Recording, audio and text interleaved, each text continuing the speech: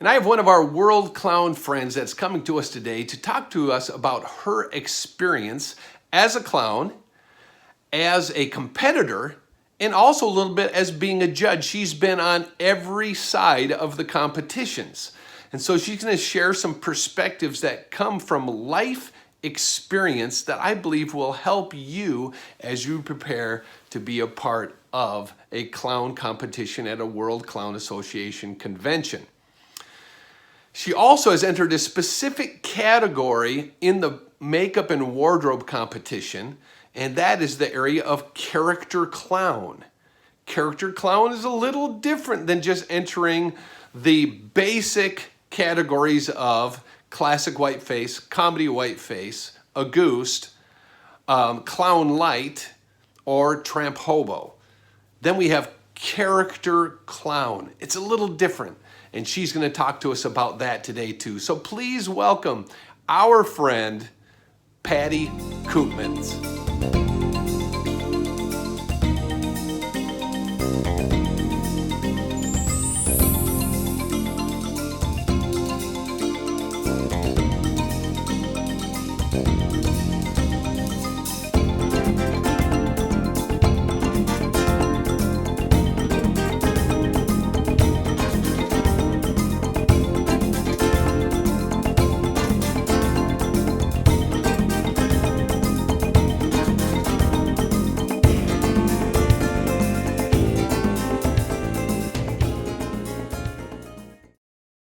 Hi everybody at World Clown, this is Patti Koopmans, Dimples the Clown, greeting you from south side of Chicago.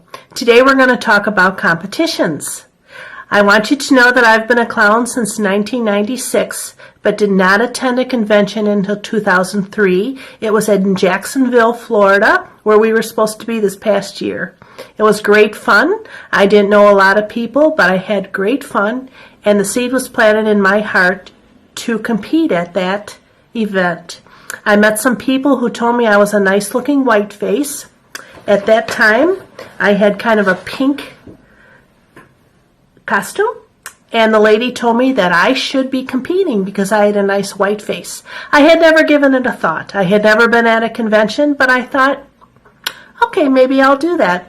So the very next year it was in Albuquerque, and I had been bit by the convention bug, met some fun people to hang with, and I decided to do a character since at that time World Clown did not have a comedy place for comedy whiteface. It was primarily fancy whiteface like Luis and I, and we were very different type of clowns, and so we really never placed really high. And I kind of had my eye on the gold medal, so I decided to do a character, and this time I did. This is a sheet from the magazine. I was a cowgirl because it was Albuquerque. It was not an expensive costume. I bought the shirt at a thrift store. I made the skirt out of gingham. I bought a child-size hat, as you can see, decorated that up. I had new gloves, wore my same makeup, and I got a silver medal. Obviously, I was a cowgirl there. This lady was a leprechaun. This, my friend Pam Bridge, she was a chef. We should talk about that. If you're going to be any kind of character, the judges have to know that you're that character. There should not be any doubt that you're that character.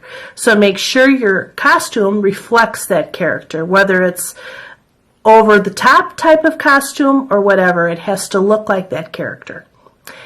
Back to my history. The following year it was in Peoria, and I once again decided to do something as far as character-wise, and I ended up being a geisha lady. This, once again, was a thrift store purchase. I bought that coat at a thrift store. I bought the wig at a thrift store, and I put it together with brand new gloves, a different kind of wig, different makeup, as you can see, but I was very much a geisha lady. This brought down the house because I got a gold. As you can see, I have a pan in my hand, and I would pull that pan behind me, and I would say, "This is my pet pan, duh." So on that note, when you compete, you also have to have a little shtick, whether that's a song or maybe a joke or maybe a magic trick. It should go with the character you're doing. That was a panda because I was a geisha lady. When I competed elsewhere and I was just a comedy whiteface, I would try to do a little bit of a shtick from where we were. In Laughlin, I got a bronze, and this was my look in Laughlin. And my little shtick was that I was not seen on the floor of the gamblers, which was the truth there. And that brought also down the house, and that always helps to have a nice shtick. Also on here, I wanted to show you my wig is fairly new. You do not have to buy a new wig. I worked a lot at that point, and so I would buy a new wig at convention anyway and use it for competition. This is a handmade costume. I make all my costumes, whether I sew them from, like that geisha coat I got at the thrift store, or I sew them up from a costume type thing. I was able to serve as competition director as well. I served in that in New York and in Canada, I believe. It was a great learning experience with that too. The one thing about competing is I think you have to have a good attitude. You have to go into it like it's fun and it's a learning experience. A lot of the people that are judges know exactly what they're looking at. They know exactly what should be fixed or tweaked or to make you look better. And I think you should have an open mind in that, and you should accept the critique and try to improve your look.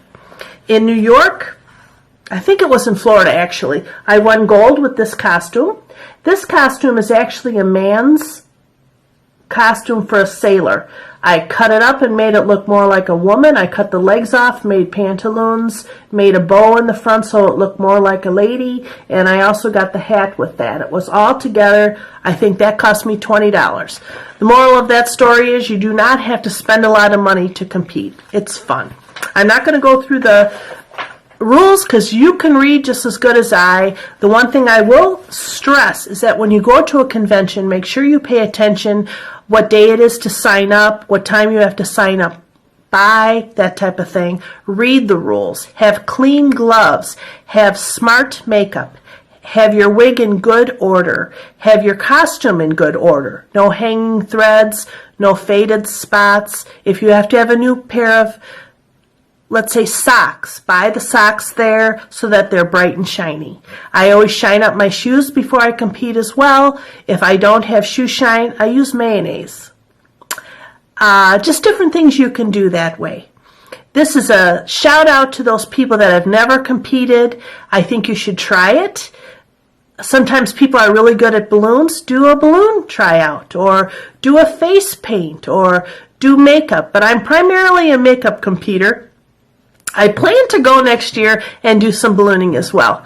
But my makeup has won me a lot of awards, and it makes me smile every time I win. I am not particularly competitive in real life, but it's just fun to do it and to learn and to get critiqued and to know what to tweak and what not to tweak. Dimple started out looking like this. So you can see I've learned a lot along the way, and just a shout out to those that are a little bit concerned about doing it. I think you should give it a try. So I hope to see you all in 2021, and I hope to see you there and encourage you to please, please compete. It's a lot of fun. Take care all, and watch out and wear your mask wherever you go. Bye-bye.